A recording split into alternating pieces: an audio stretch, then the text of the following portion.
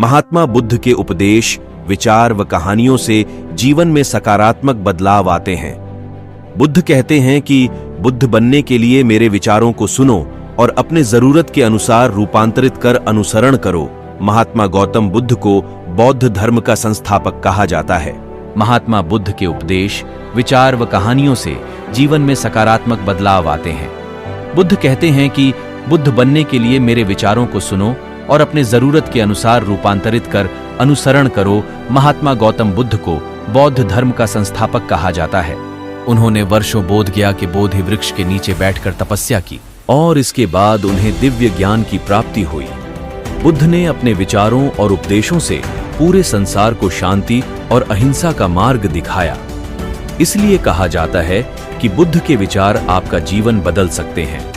बुद्ध की आज की अमृतवाणी में आपको बताएंगे गौतम बुद्ध से जुड़ी एक ऐसी कहानी के बारे में जिससे आपके जीवन में खुशियां ही खुशियां रहेंगी। एक बार बुद्ध एक गांव से गुजर रहे थे, लेकिन उस गांव में लोगों के बीच गौतम बुद्ध को लेकर गलत धारणा थी, जिस कारण वो बुद्ध को अपना दुश्मन मानते थे। जब उस गांव में बुद्ध आए तो गांव वाले उन्हें बहुत भला बुरा कहने लगे और बधुआएं देने लगे, लेकिन इसके बावजूद भी बुद्ध गांव वालों की बात शांति से और मुस्कुराकर चुपचाप सुनते रहे। लोगों ने देखा कि उनकी बातों का बुद्ध पर कोई असर नहीं हो रहा है और वे विनम्रता से उनकी बातें सुन रहे हैं। गांव वाले जब बोलते बोलते थक गए तो आखिर में बुद्ध ने कहा कि यदि आप सभी की बातें समाप्त हो गई हो तो मैं अब प्रस्थान करूं। बुद्ध की बात सुनकर गांव वाले हैरान रह गए उस भीड़ में। हमने तुम्हारी कोई प्रसन्नता नहीं की है, हम तुम्हें बधुआएं दे रहे हैं, क्या तुम्हें इससे कोई फर्क नहीं पड़ता?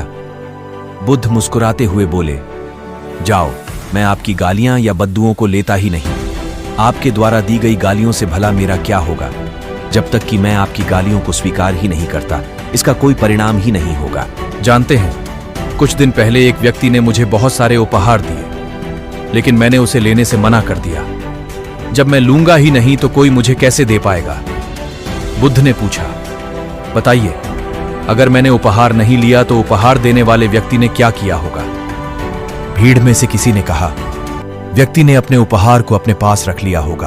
बुद्ध ने कहा, मुझे आप सब पर इसलिए दया आती है क्योंकि मैं आपकी इन गालियों को लेने में असमर्थ हूं और आपकी ये गालियां आपके पास ही रह जाएंगी। सीख।